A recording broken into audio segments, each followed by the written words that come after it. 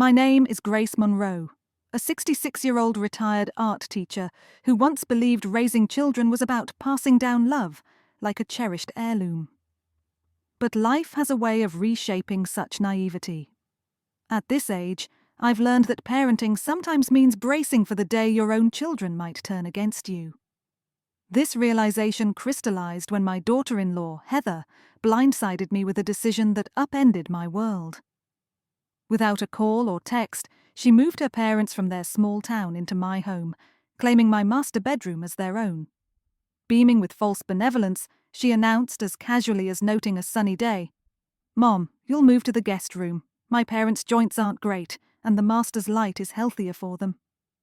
Standing in my living room, bathed in the soft golden glow of afternoon sun streaming through floor-to-ceiling windows, I felt like a stranger in the house I'd paid for. My sanctuary, once a haven of peace, was now cluttered with gaudy linens and unfamiliar suitcases. The guest room, where I was relegated, was a cramped afterthought, my late husband's beloved wicker chair shoved against the wall, teetering on collapse. My heart sank inch by inch as I realized there was no space left for me, neither physically nor emotionally. I didn't cry or shout. Confronting Heather was futile. Her sugar-coated words masked a calculated edge. As for my son, Daniel, he trailed his wife's lead, spineless. Challenging him would only humiliate him, and I knew that would backfire.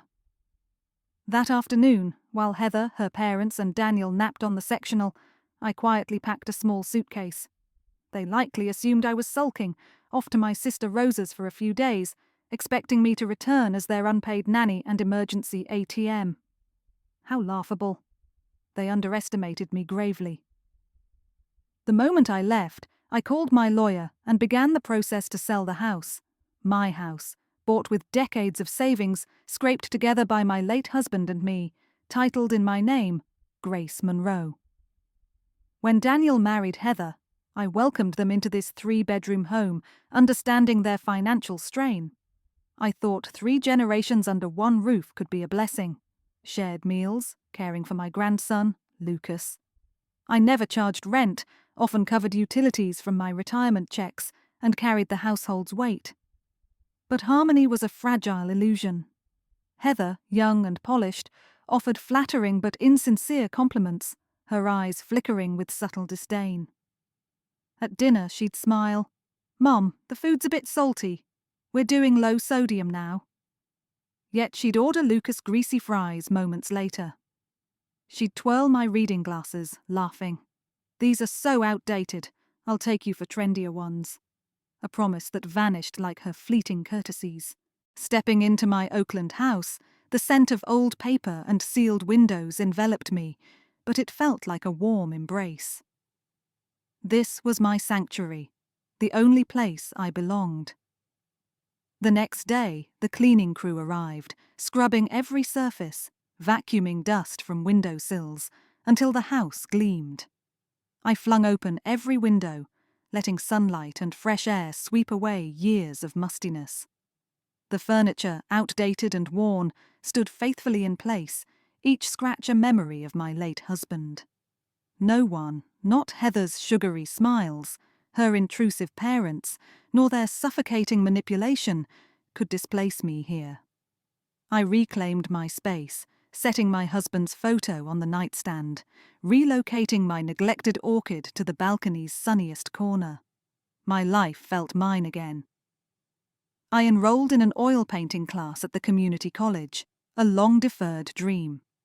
I planned morning lakeside walks and coffee dates with retired friends, our laughter unforced, the air crisp. Nights were serene, chamomile tea, old movies, or a novel I'd never finished. Insomnia and the chest-tightening ache that once plagued me dissolved. Daniel called nervously at first. "Mom, you okay? When might you visit?" My reply was steady. "I'm fine at home. Take care of Lucas." Clear, unshakable, repeated until his calls dwindled to rare holiday texts. I didn't mind. I once thought happiness meant my son's joy, but now I knew it was peace, silence, and freedom from those who assumed they owned me. Heather, however, unravelled. Her plan hinged on my collapse, loneliness and inconvenience driving me back to serve them. A month passed. I didn't budge. She sent Daniel to coax me, his voice soft with guilt, but I remained unmoved. Then she called, her syrupy tone barely masking impatience. "Grace, we're worried about you alone. Lucas misses you." I offered a faint hum. Her voice tightened. "Expenses are high since my parents moved in. You helped before, but now you're living easy while we struggle." The fox's tail peeked out. She wanted money. "Work out a budget," I said evenly. Silence. She stammered, "Your pension's good, right?" "We're family. We should help each other." I let the irony linger. "Family? When your parents took my bedroom, shoving my things into a closet with a smile, where was family then? You made your choice. Live with it." I hung up, exhaling deeply. To them, I was no longer a mother, just an ATM, always open, always giving. That machine was closed. Heather's sweet talk failed, so she pulled strings. Soon relatives called. Daniel's aunt, self-righteous, scolded, "Grace, storming out. You're the mother. Take the high road." My niece Anna, gentler, urged, "Aunt Grace, don't be stubborn." Each call echoed Heather's narrative, painting me as the unreasonable one. I listened, unmoved, offering polite but firm deflections.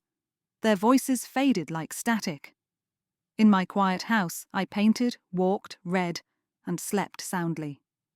Stillness was my reward, and it had never felt so good. Heather's trap had sprung empty, and I was free. Grace sat alone in her Oakland apartment, the echo of her family's words lingering like a bitter aftertaste. Daniel, her son, had called, his voice soft with concern. "Heather made mistakes, Mom, but don't take it too hard. We're just worried about you living alone." Kind words, but they carried Heather's narrative, that Grace was difficult, selfish, a mother who should swallow her pride and return to the fold. At first, a familiar knot tightened in her chest. Then a quiet, bitter laugh escaped. No one had asked for her side. They'd swallowed Heather's story whole, expecting Grace to play the forgiving matriarch. She refused. To those who seemed genuinely concerned, Grace responded calmly, "Thanks for checking in." "I'm fine, just needed my space." But for Heather's messengers, she was unyielding. "She's struggling. She moved her parents into my bedroom, used my house, and now wants my money. If she's a saint, pay her bills." Her bluntness silenced the peacemakers, and Heather's campaign faltered. Yet Grace knew words could twist truth. Heather's manipulations could paint her as the villain, and Grace wouldn't allow it. She acted strategically, methodically. First, she sifted through months of Heather's texts, subtle jabs about Grace's stinginess, veiled demands for cash. She saved screenshots in a folder, evidence of Heather's greed. Then she called a neighbor from her old Berkeley block, casually asking, "The house must be lively now, huh?" The neighbor didn't hesitate, whispering gossip. "Heather badmouths you in public, says the house will be hers." Voice clips soon arrived, Heather's venom unmistakable. Grace also consulted a retired family lawyer, not to sue but to understand her rights, her leverage. She wasn't naive. She'd seen enough of the world to prepare for a fight. Without Grace's support, Daniel and Heather's carefully curated life unraveled. Bills mounted, and Heather's extravagance, designer bags, spa days, clashed with her parents' rigid routines. Their bland meals and early bedtimes grated on her reality TV binges. Tensions erupted. "Are you here to visit or drive me insane?" Heather snapped, loud enough for neighbors to hear. She fought with Daniel, blaming him for their crumbling world. One evening, Daniel appeared at Grace's door, a shadow of himself, eyes sunken, voice trembling. "Mum, I can't do this," he pleaded, begging for her return or a loan. A flicker of maternal instinct stirred, but betrayal's ache was stronger. You stayed silent when Heather pushed me out, Grace said firmly. You chose her. Now face the consequences. My money is mine. Grace acted decisively. She revised her will, ensuring her $300,000 Oakland apartment, $750,000 Berkeley house, and $100,000 in savings wouldn't fuel their greed. She listed the Berkeley house for sale. When Heather confronted the realtor, screaming about eviction, the police confirmed Grace's ownership. The sale closed swiftly, a cash buyer sealing the deal. Heather's tearful pleas, citing her son Lucas, fell flat. This isn't about Lucas, Grace said. It's about you dodging accountability. As movers arrived, Heather's tantrums echoed. Daniel packed in silence, defeated. Grace didn't revel. This was consequence, not revenge. She secured her future with a trust, donated to women's legal aid, and found peace in simple joys. Walks with a friend, coastal train rides, sketching under a parasol. Her world was hers, quiet and unshackled. An old photo of Daniel stirred love, but Grace whispered, "You did your best. It's time to let go." Happiness, she knew, was living free from those who saw her kindness as obligation. Grace stood at her door, watching Daniel's slumped figure, his eyes shadowed with exhaustion. A flicker of maternal instinct stirred. He was her son, the boy she'd raised, loved, believed in. But that warmth was quickly smothered by a colder, deeper ache, disappointment. She poured him a glass of water, waiting as he drank, then spoke with quiet steel. "Daniel, you chose this life. When Heather moved her parents into my home, shoved me into the guest room like I was nothing, you stayed silent. One word from you could have stopped it. You backed down, so now you face the consequences." Her gaze held his frozen expression. "As for money, don't ask again. Tell your wife my money is mine alone, not another dime ever." Daniel's lips trembled, but no words came. He sat, head bowed, a man who'd gambled and lost. Grace knew her words cut deep, but some truths demand sharpness, no apology. Compassion, misgiven, becomes a disease, feeding those who see kindness as obligation, draining you until only dust remains. Daniel needed to wake up. Closing the door behind him, Grace leaned against it, exhaling slowly. Her chest was heavy, yet beneath that weight burned something fierce, clarity, resolve. For the first time in years, she knew what she must do, not for them, but for herself. She dialed her lawyer, Tom. "I'm ready to revise my will," she said. His hesitation was palpable. "Are you sure, Grace?" "Daniel's your only child." Her reply was unshakable. "Some mistakes aren't worth waiting for." Tom outlined the legal steps, ensuring the documents would be airtight. Hanging up, Grace sat in her Oakland apartment's warm light, surveying her simple, hard-earned space. Her assets were substantial. This apartment worth over $300,000. The Berkeley house where Daniel and Heather lived, valued at $750,000, nearly $100,000 in savings, plus annuities and investments, her and her late husband's legacy. Once she'd assumed it would all go to Daniel. But his weakness, Heather's greed, and their disregard had eroded that trust. She pictured them squandering it. Luxury cars, designer bags, a lifestyle of endless more. Perhaps fighting over the spoils, neglecting even a headstone for her. No, she wouldn't let that happen. The next morning, Grace called Tom again. "I want to sell the Berkeley house." By noon, she signed the authorization contract, her hand steady, no second thoughts. "You're the sole owner," Tom assured her. "They have no claim." Relief settled in her chest, a stone laid to rest. That afternoon, they retrieved the spare keys from the property manager, removing Daniel and Heather from the occupant list.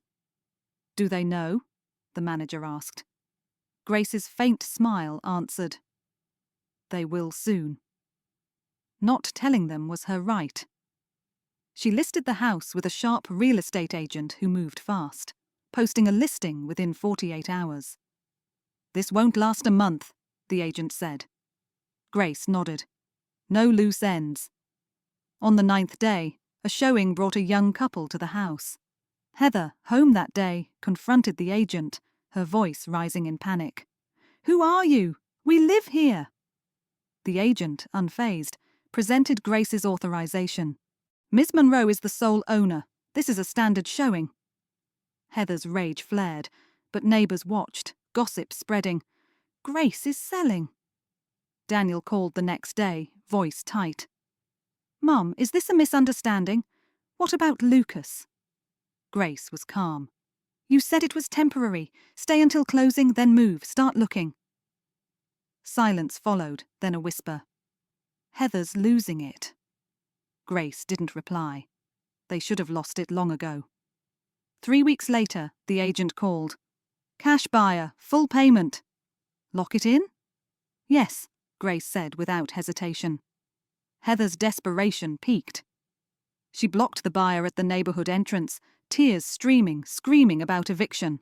Police arrived, reviewed the deed, and stated flatly, "The owner can sell. You're not tenants. Vacate." Grace stayed absent, letting Tom serve the notice.